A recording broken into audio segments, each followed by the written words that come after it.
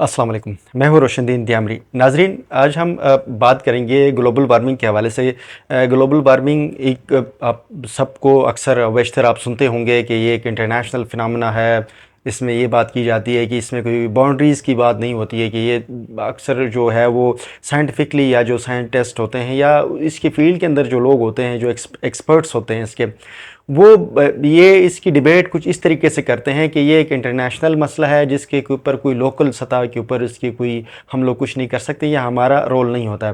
तो उसकी वजह से अक्सर व बेशतर लोग इसको समझने की कोशिश नहीं करते। दूसरा ये कि ये अमूमी तौर पर ग्लोबल वार्मिंग की जब भी बात होती है तो उसको साइंटिफिकली डिस्कस किया जाता है। इसकी वो टर्मिनोलॉजी यूज़ की जाती है जो कॉमन बंदा या एक आम आदमी या एक पहाड़ी बंदा जिसको इसके सबसे ज़्यादा इफ़ेक्ट जिसको होता है, गिलगित बल्तिस्तान की अगर आप बात कर लें, वहाँ पर जो कम्युनिटी है वो जो सबसे ज़्यादा इफ़ेक्ट हो रहे हैं उनको इस तरह से नहीं समझाया जाता।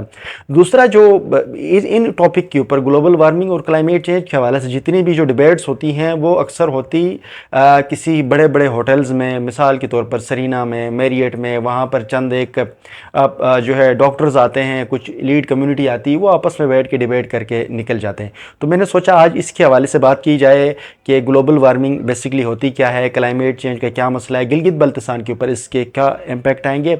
उसके साथ साथ जो फॉरेस्ट डिपार्टमेंट है गिलगित बल्तिस्तान में, उस पर भी थोड़ी सी बात कर लेंगे। फॉरेस्ट डिपार्टमेंट और वाइल्ड लाइफ डिपार्टमेंट का जो है इसके साथ बड़ा बड़ा लिंक है, एक इनका बड़ा रोल बनता है। उन लोगों के पास क्या इक्विपमेंट्स है, क्या उनका रोल बनता है, वो लोग क्या कर पा रहे हैं, उनके लिए कौन कौन से मसाइल के सामने है। इंशाल्लाह मैं इस व्लॉग के दूसरे हिस्से में उस पर बात करूँगा। पहले मैं बात करूँगा ग्लोबल वार्मिंग के हवाले से। देखिए, ग्लोबल वार्मिंग को अगर मैं सादी सी ज़बान में अगर बात कर लूँ, अगर कोई गांव का आम आदमी है तो आप समझ लें कि ये जो जितनी भी तब्दीलियां आ रही हैं, जितने भी आपके ज़मीनों के अंदर एग्रीकल्चर के, मिसाल के तौर पर आप जो काश्तकारी कर रहे हो, काश्तकारी में एक ज़माने में आप एक एरिया से टनों के लाइक 10 बोरी मैं अगर बाबूसर के किसी कम्युनिटी की बात कर लूँ तो वहाँ पर मटर काश्त होते हैं। कुछ साल पहले तक जिस ज़मीन से 20 बोरी मटर अगर निकलते थे या 50 निकलते बोरी मटर वो काश्त करते थे, उस ज़मीन से अभी 5 बोरी होते हैं या 4 बोरी निकल आते हैं। तो लोग ये सोचते हैं कि पता नहीं क्या ज़मीनों से बरकत ख़त्म हो गई है, लेकिन लोगों को कभी ये नहीं बताया गया कि भाई ग्लोबल वार्मिंग का जो है इसके साथ भी बड़ा लिंक्ड है। फिर उसके साथ साथ हमारे यहाँ एक कहते थे कि पहले कहते थे फसलें जल्दी आती हैं। हम लोग एक ज़माने में जो है वो मई जून में जाकर काश्तकारियाँ होती थी, फिर वो स्टार्ट लोग थोड़े जल्दी आ गए, गर्मियाँ पहले आनी शुरू हो गई, लोग मई में निकलने लगे, टाइम थोड़ा चेंज हो गया। फिर उसके बाद जो शर कहते हैं शिनाज़ ज़बान में, यानी कि जो सर्दियाँ जो शुरू हो जाती, जो सीज़न जो होता था वो ऑफ पहले थोड़ा लेट होता था जाकर सितंबर अक्टूबर में। अब अक्सर लोग ये डिस्कस कर रहे होते थे कि वो जैसे ही सितंबर आती तो वो माल मवेशी लेकर वापस आ रहे हैं। ये जितने भी लोगों के अंदर जो चेंजेस आ रही है, फिर बारिश का जो पैटर्न है, अचानक से बारिशें शुरू हो जाती हैं, बर्फ़बारी। आप जिस तरह इस दफ़ा आप देख लीजिएगा कि मार्च में बर्फ़ शुरू हो गई, अप्रैल में बर्फ़ है, मई में आकर इतनी सर्दी थी हम लोगों को फील ही नहीं हो रहा था ये गर्मी है सर्दी है। ये जो कुछ भी आपको माहौल में जो कुछ तब्दीलियाँ आ रही हैं, आपकी रोज़मर्रा ज़िंदगी के अंदर जो तब्दीलियाँ आ रही हैं, जितनी भी आपको साइकोलॉजिकली हो, हेल्थ के हिसाब से इसके बड़े इफ़ेक्ट्स हैं। आपको जितने भी पानी के अचानक से पानी बढ़ जाना, बर्फबारी, जो कुछ आपके माशरे उस माहौल में तब्दीलियां आपको नज़र आती है, बेसिकली सारी की सारी ग्लोबल वार्मिंग की वजह से होती है। अब ग्लोबल वार्मिंग जो है उसके पीछे जो काजेज़ हैं वो तो मेजर जो है वो आपको पता है, जो कार्बन के हवाले से बात, कार्बन नाइट्रोजन इनकी जो प्रोडक्शन है या इसकी वजह से सॉक नॉक्स की वजह से ये मसला आता है। अब हम पाकिस्तानी एज ए पाकिस्तान अगर मैं बात कर लूँ तो पाकिस्तान 5.4% जो कंट्रीब्यूशन है कार्बन में, पाकिस्तान का रोल नहीं है। दुनिया में जो सबसे ज़्यादा जो इस हवाले से जो पोल्यूशन या जो घन मचाया हुआ है वो अमेरिका और चाइना है, 60% इन दोनों का है। बाकी दुनिया में और भी बहुत सारे ममालिक जो हैं वो इसमें उनका रोल है, जो कचरा डाल रहे हैं, डेवलपिंग कंट्रीज़ का जो बड़ा रोल है। लेकिन अगर मैं गिलगित बल्तिस्तान की सतह पर बात करूँ तो गिलगित बल्तिस्तान में इसके कुछ और भी महरक़ात हैं, मैन मेड मसाइल। मिसाल के तौर पर आज से कुछ साल अगर 1990 में दहाई में देख लें तो दियामीर के अंदर फॉरेस्ट का एक बहुत बड़ा अंबार होता था। फॉरेस्ट है, बाबूसर में इतना डीप फॉरेस्ट होता था, बिल्कुल दियामीर के अंदर फॉरेस्ट था। गिलगित बल्तिस्तान के और भी बहुत सारे इलाकों में बड़ा जो है वो बहुत ज़्यादा फॉरेस्ट थे, जंगलात थे। लेकिन वो मुकामी कम्युनिटी और गवर्नमेंट की तवज्जो ना होने की वजह से गवर्नमेंट ने जानबूझ के उसको बेदर्दी से काटा गया कि उन जंगलात को मतलब जिस तरह कोई जाहिल लोगों को बिल्कुल जो है ना जहालत की तरफ छोड़कर गवर्नमेंट ने एक जाहिलों की गवर्नमेंट जो थी, जिसको कहते हैं कि या जाहिलों की गवर्नमेंट कहें या ऐसे कहें कि कोई अवाम दुश्मन गवर्नमेंट कहें या अवाम दुश्मन जो रियासत की पॉलिसी की वजह से वो जंगलात को काट दिए गए। हमारे सामने क्योंकि हमारी पैदाइश 90s की है, तो हम जब छोटे थे 5 साल 7 साल 10 साल तक, हमारे सामने बाबूसर में जब वो फॉरेस्ट को काटे जाते थे हमने खुद देखा है। और उनको काटने के बाद हमने खुद अपनी आंखों से देखा है कि जंगलात को जलाए गए, आग लगाए जाते थे बड़े पैमाने के ऊपर। इतने बड़े बड़े जंगल बाबूसर में आपको अभी भी आप जाकर सैंपल्स आपको नजर आएंगे, जो 3-4 बड़े जंगल थे उनको काट के इसके बाद जलाया गया। ये एक बहुत बेदर्दी का एक माहौल होता था, कोई पूछना वाला नहीं होता था। जो फॉरेस्ट डिपार्टमेंट की जिन लोगों की जिम्मेदारी थी वो लोग भी ऐसे थे, टुच्चे थे, उनसे कोई पूछते नहीं थे। डिस्ट्रिक्ट एडमिनिस्ट्रेशन का कभी कोई रोल नहीं रहा, वो लोग सवाए लोगों को प्रेशराइज करने के उन्होंने कभी कोई काम नहीं किया।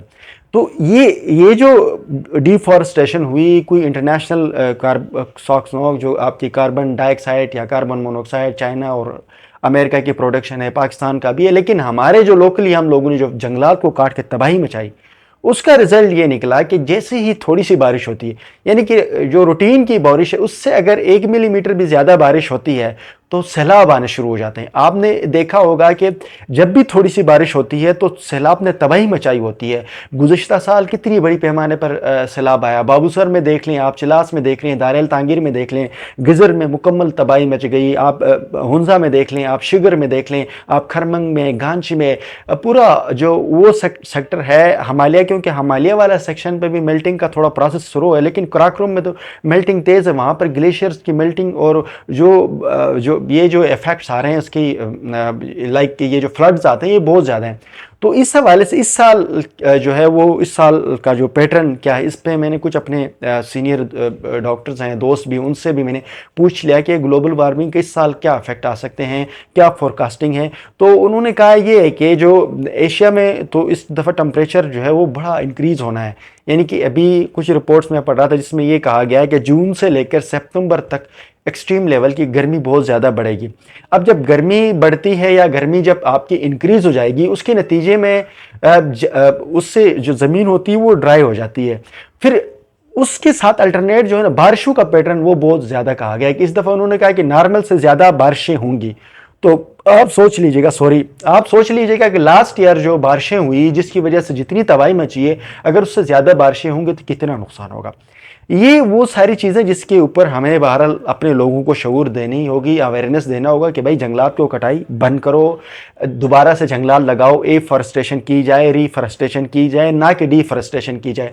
हमारी गवर्नमेंट डीफॉरेस्टेशन के हक में होती है, डीएफओ जो फॉरेस्ट डिपार्टमेंट वाले लोग डीफॉरेस्टेशन में हक में होते हैं, क्योंकि उन लोगों को पैसे मिलते हैं, मिल बांट के खाते हैं, कुछ इलाके के वडेरे भी जंगलात काटते हैं।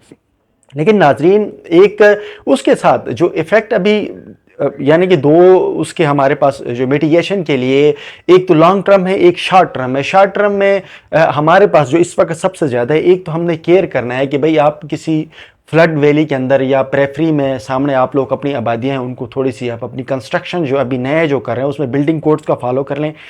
जो साइट सिलेक्शन है उसका बड़ा ख्याल रख लें। किसी वैली के सामने अगर आप आबादी बना रहे हो तो आप अपने लिए कब्रिस्तान बना रहे हो, आप लोग ये ख्याल रख लें। दूसरा, लॉन्ग टर्म में अभी हम लोगों को एफॉरेस्टेशन करनी पड़ेगी, हमें दोबारा से जंगलात लगाने चाहिए, ज़्यादा से ज़्यादा दरख्तों को लगाना होगा, जो जंगलात काटे गए उनको रोकना पड़ेगा। अब इसके साथ फॉरेस्ट डिपार्टमेंट के लिए जो मसाइल है, मिसाल के तौर पर फॉरेस्ट डिपार्टमेंट में अगर मैं बात कर लूँ तो फॉरेस्ट डिपार्टमेंट की जो डेफो लेवल तक तो सबको सुकून है, उनके पास गाड़ियां हैं, बड़ा माहौल है, लेकिन जो फील्ड काम करते हैं, जो आरएफओज होते हैं या उससे निचला जो तबका होता है, जिन लोगों को फील्ड पे जाना होता है, जो लोग एक्टिवली काम कर रहे होते हैं, उन लोगों के पास सूरत हाल है कि ना तो उनके पास कोई रोड पे जाने के लिए गाड़ी होती, ना वो फील्ड सर्वे के लिए गाड़ी, ना उनको कोई पेट्रोल दिया जाता है। उनको कहते हैं तनख्वाहों से आप लोग काम कर लो, तो वो क्या खाक तनख्वाहों से वो बेचारे कैसे काम कर सकते हैं। जितनी कम तनख्वाह में वो फील्ड पे जाएंगे तो तनख्वाहें बचाएंगे या फील्ड बचाएंगे, इसलिए उनको कम से कम फैसिलिटेट करने की ज़रूरत है। वाइल्ड लाइफ डिपार्टमेंट में मैंने इस हवाले से जब पूछा तो वाइल्ड लाइफ डिपार्टमेंट वालों के पास कोई कैमरा नहीं है, यानी कैमरा ट्रैप्स नहीं है, जियो क्लोरिंग नहीं है, जीपीएस नहीं है, टैगिंग नहीं है, डर्ट गन नहीं है, इवन ड्रोन कैमराज नहीं है, कुछ भी नहीं दे रहे उनको। जब टेक्निकल और ट्रेनिंग बिल्कुल नहीं है, गिलगित बल्तिस्तान में जितने भी फॉरेस्ट डिपार्टमेंट में पुराने हैं या नए बाबू हैं, उनमें से बहुत कम लोग ऐसे हैं जो जदीद टेक्नोलॉजी यानी ड्रोन से बहुत कम लोग वाकिफ़ होंगे, बहुत कम लोग होंगे जो सेटेलाइट से, मूडीज़ से, इस डेटा के हवाले से बहुत कम लोगों की ट्रेनिंग होगी। लेकिन जो नए लोग आप लोग जो इंडक्शन हो रही है, जो नए RFOs आ रहे हैं, जो नए डेफोज आ रहे हैं, उनको अच्छी ट्रेनिंग की ज़रूरत है। उनकी ट्रेनिंग दी जाए, उनको इक्विपमेंट से बहुत अच्छे इक्विपमेंट दिए जाए। इक्विपमेंट की जब देंगे तो वो इलाके को ट्रेन करेंगे, वो चीज़ों को स्टडी करेंगे, वो उसके हवाले से मैपिंग करेंगे, वो जब स्ट्रेटजी लेकर आएंगे तो आप लोगों को काम हो जाएगा। और गवर्नमेंट ऑफ गिलगित बल्तिस्तान जो है वो उस इदारे के अंदर जो पढ़े लिखे तबका है उनसे कम गाइडलाइन ले। पुराने बाबू जो हैं वो जो 60s के 70s के 80s के बाबू जो हैं, उन लोगों को इन चीज़ों के हवाले से इतना नहीं पता। जो नई जनरेशन आई है, जिन्होंने GIS पढ़ा है, जिन्होंने रिमोट सेंसिंग पढ़ी है, जो अच्छे सब्जेक्ट्स पढ़ कर आए, उन लोगों से गाइडलाइन की ज़रूरत है। उसके साथ अगर हम ग्लोबल वार्मिंग के हवाले से जो गिलगित बल्तिस्तान में जितनी ट्रेनिंग इंस्टीट्यूट्स बने हुए या जो जितने इदारे काम करें, उनकी कारकर्दगी इंतहाई मायूस कुन है। वो लोग मोस्टली किसी बड़े सरीना होटल में, किसी मैरियट में, किसी 5 स्टार 3 स्टार होटल में ट्रेनिंग्स तो करवाते हैं, लेकिन लोकल कम्युनिटी तक उनकी अप्रोच ज़ीरो है। फील्ड बेस्ड डेटा के ऊपर काम नहीं करते हैं। मैं खुद गुज़श्ता कई अरसे से इसी मोड के साथ जाता हूँ, उनके साथ मेरा जाना होता है, तो मैंने देखा है कि फील्ड के ऊपर आप जब किसी ग्लेशियर्स तक जाकर वहाँ की स्टडी करना बहुत डिफरेंट है। ये लोग अक्सर ये करते हैं, रोड पे जाते हैं, रोड से नीचे से डेटा लेकर आए, उसी डेटा के ऊपर वो अल्लाह अल्लाह करके ना रिपोर्ट बनाकर पब्लिश कर लेते हैं, कहानी ख़त्म की जाती है। लेकिन फील्ड के हवाले से थोड़ी सी स्टडी की ज़रूरत है।